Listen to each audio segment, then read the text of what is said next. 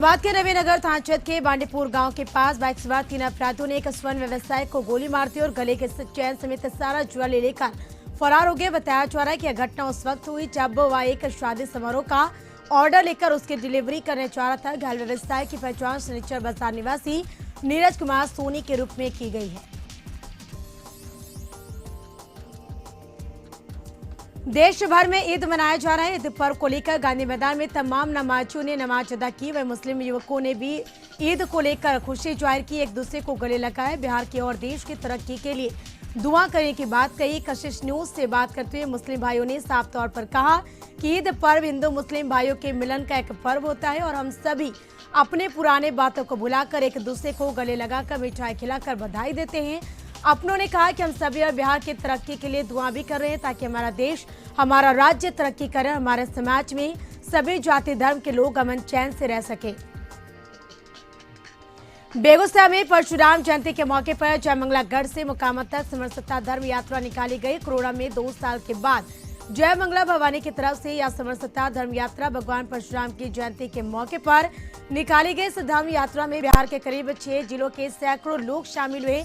जयमंगला से शुरू कर यह यात्रा मंझौल बेगूसराय 0 माइल होते हुए मुकामा परशुराम मंदिर पहुंचेगा। बक्सर में अक्षय वरदान देने वाली अक्षय तृतीया का हिंदू और जैन धर्म में दोनों में विशेष महत्व है। अक्षय तृतीया को अखा तीज या अक्षय तीज के नाम से भी जाना जाता है। इस दिन किसी भी नए काम को करने के लिए किसी भी पंचांग को देखने की कोई आवश्यकता नहीं पड़ती। मान्यता है कि अक्षय तीज के दिन मां लक्ष्मी अपने सभी भक्तों पर मेहरबान रहती है। ऐतिहासिक बक्सर के गंगा स्नान में पहले सुबह से ही प्रारंभ हो गया। इस बार अक्षय तृतीया के दिन ग्रहों का विशेष योग बन रहा है। इस कारण अक्षय तृतीया के अवसर पर राशि पर मां लक्ष्मी की विशेष कृपा रहेगी। पटना जिले के बाढ़ में अक्षय तृतीया के अवसर पर गंगा घाटी पर श्रद्धालुओं की भीड़ उमड़ पड़ी। अलकनाथ, उमरनाथ, सीढ़ी घाट घाटों पर हजारों महिलाओं ने गंगा स्नान कर भगवान विष्णु और धन की देवी लक्ष्मी की आराधना की। श्रद्धालुओं के अनुसार अक्षय तृतीया के दिन ही स्वर्ग से पृथ्वी पर माता गंगा अवतरित हुई थी। अक्षय तृतीया पर गंगा में डुबकी लगाने से सारे पाप नष्ट हो जाते हैं। श्रद्धालु ने गरीबों और ब्राह्मणों के बीच में दान भी किया। नरकटियागंज में शादी के घर में मातम छाया। भीषण सड़क हादसे में दूल्हे के भाई समेत 3 की दर्दनाक मौत हो गई। घटना लौरिया थाना इलाके के रामनगर लौरिया मेन रोड पर सिकरना पुलिस थाने के पास की, जहां एक अनियंत्रित बाइक ने रोड के किनारे खड़े जेसीबी में जोरदार टक्कर मार दी, जिससे एक बाइक पर सवार 3 में से 2 की मौके पर मौत हो गई। वहीं तीसरे के अस्पताल में पहुंचते ही मौत हो गई। बताया जा रहा है कि गौना कराने ये लोग रामनगर के मोही गांव जा रहे थे, तभी सिरकहना पुल के पास बाइक ने जेसीबी में जोरदार टक्कर मार दी। समस्तीपुर सदर अस्पताल के पोस्टमार्टम हाउस का एक वीडियो सोशल मीडिया पर तेजी से वायरल हो रहा है, जिसमें पोस्टमार्टम हाउस के कर्मचारी नागेंद्र मलिक पोस्टमार्टम करने के बदले एक परिवार से 35 रुपए की डिमांड कर रहा है। हालांकि यह वीडियो किसके शव के पोस्टमार्टम का है यह स्पष्ट नहीं हुआ है, लेकिन वीडियो में देखा जा सकता है कि 3500 रुपए न देने पर वहां मौजूद पोस्टमार्टम कर्मी ने पोस्टमार्टम करने से साफ इनकार कर दिया और इसके चलते मृतक के परिजनों को काफी परेशानी उठानी पड़ी। बाढ़ के सालिमपुर थाना क्षेत्र के लोटस होटल के पास खड़ी इनोवा गाड़ी में पीछे से आ रही अनियंत्रित बस ने टक्कर मार दी, जिससे इनोवा में सवार एक व्यक्ति की घटनास्थल पर मौत हो गई और 2 लोग गंभीर रूप से घायल हो गए। मधुबनी में भूमि विवाद में खुली संघर्ष में 3 लोग गंभीर रूप से जख्मी हो गए। सभी को सदर अस्पताल में भर्ती कराया गया। यह घटना बेनीपट्टी थाना क्षेत्र के पाली गांव की। बताया जा रहा है कि भूमि विवाद को लेकर 2 पक्षों में खूनी संघर्ष हो गया, जिसमें 3 लोग गंभीर रूप से घायल हो गए। समस्तीपुर से सहरसा जारी सवारी गाड़ी के सहायक लोको पायलट के ट्रेन से उतरकर हसनपुर बाजार में शराब पीकर हंगामा किया, जिसकी वजह से ट्रेन 1 घंटा 7 मिनट तक रुकी रही। जीआरपी ने बाजार पहुंचकर हंगामा करे सहायक लोको पायलट को गिरफ्तार कर थाने ले हंगामा कर रहे लोको पायलट की पहचान जितवारपुर निवासी कर्मवीर प्रसाद यादव के रूप में हुई है, लेकिन यह ट्रेन चलाने की स्थिति में नहीं था।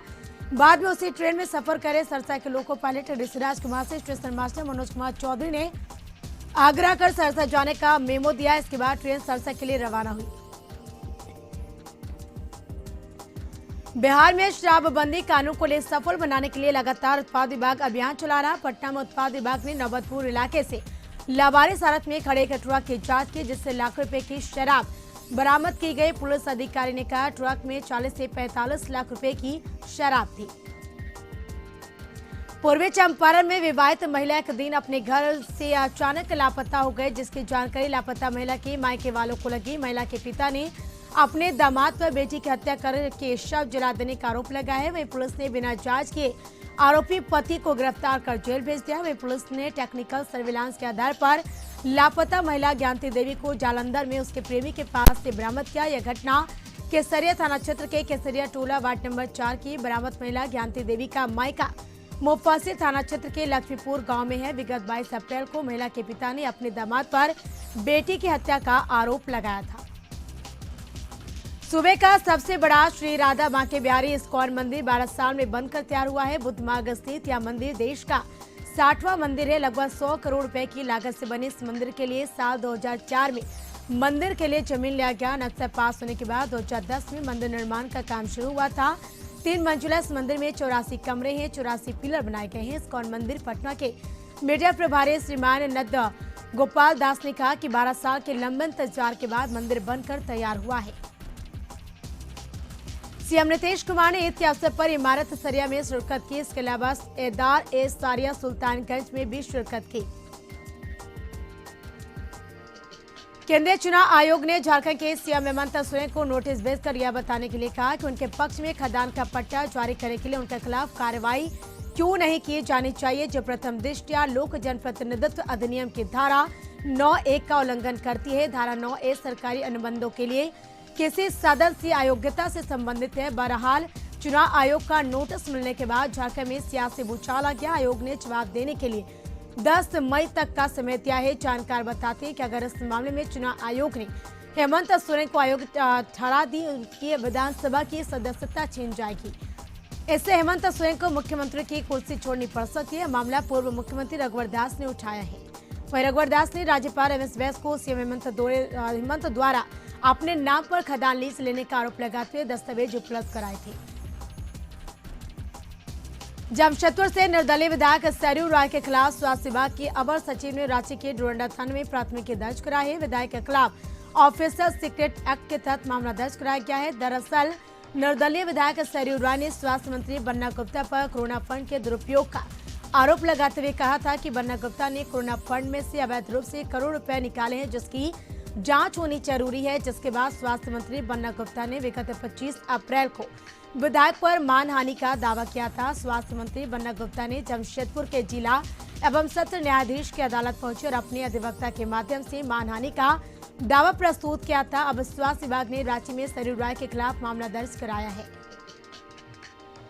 जेपीएससी की 7वीं से 10वीं मुख्य परीक्षा एक बार विवादों में। परीक्षा फल में हुए त्रुटि को लेकर जेपीएससी आंदोलनकारी छात्रों ने सेंट्रल लाइब्रेरी मोराबादी में बैठक की। मौके पर आंदोलनकारी छात्र नेता देवेंद्र नाथ महतो और मनोज यादव ने जेपीएससी की तरफ से जारी 7वीं से 10वीं जेपीएससी मुख्य परीक्षा फल पर सवाल खड़ा करते हुए कहा कि आयोग छात्र को अंधकार में रखकर सीट बेचना चाहती है। परीक्षा के नाम पर सिर्फ कॉलम पूरा किया जा रहा है। मुख्य परीक्षा परिणाम के में आयोग ने कट ऑफ मार्क्स जारी नहीं किया। इससे मालूम ही नहीं चल रहा है कि चयनित छात्रों का अंक कितना आया है। कैटेगरी वाइज रिजल्ट जारी नहीं किया गया है। किस कैटेगरी के कितने छात्र इंटरव्यू के लिए उतरने पता नहीं चला, जबकि आयोग की नियमावली के अनुसार सभी कैटेगरी के सीट का 2.5 गुना छात्रों को कैटेगरी वाइज इंटरव्यू में मौका मिलना चाहिए, जिसका पालन नहीं किया जा रहा है। रांची के शिव मंदिर चूटिया के सुरेश्वर धाम में कलश यात्रा के साथ अनुष्ठान कार्यक्रम का उद्घाटन किया गया। कलश यात्रा के अलावा पंचांग पूजा मंडप प्रवेश की जाएगी। शिवलिंग की ऊंचाई देश के दूसरे सबसे ऊंचे कर्नाटक स्थित शिवलिंग के बराबर है। कर्नाटक के कौटिल्य लिंगेश्वर मंदिर में शिवलिंग की ऊंचाई 108 फीट है। इस शिवलिंग को लोग 1 किलोमीटर दूर से भी देख सकते हैं। मंदिर के अंदर की परिधि 625 स्क्वायर फीट है। शिवलिंग और नंदी की प्रतिमा नर्मदा नदी के पत्थर से बनाई गई है। ईद पर्व झारखंड के साथ देश भर में धूमधाम से मनाई जा रही है। रांची में डोरंडा और हज हाउस में सुबह सुबह मुस्लिम समाज के हजारों लोगों ने मस्जिदों में नमाज अदा की और अमन चैन की दुआ मांगी। झारखंड के मुख्यमंत्री हेमंत सोरेन ने सभी राज्यवासियों को ईद उल फितर की दिली मुबारकबाद दी। उन्होंने कहा कि इस पावन अवसर पर कहा कि आप सभी स्वस्थ, सुखी और समृद्ध रहे, यही कामना करता हुए राज्य भर के ईदगाहों में लोगों ने ईद की नमाज अदा की। राजधानी रांची के ईदगाहों में नमाज के दौरान खासा भीड़ देखने को मिला। इसके साथ ही राजधानी के सुरक्षा में पुख्ता इंतजाम किए गए ताकि किसी भी तरह के असामाजिक तत्व अप्रिय घटना को अंजाम ना दे सके। ईद की नमाज अदा कर मुस्लिम समुदाय के लोगों ने देश में अमन चैन और कोरोना संक्रमण की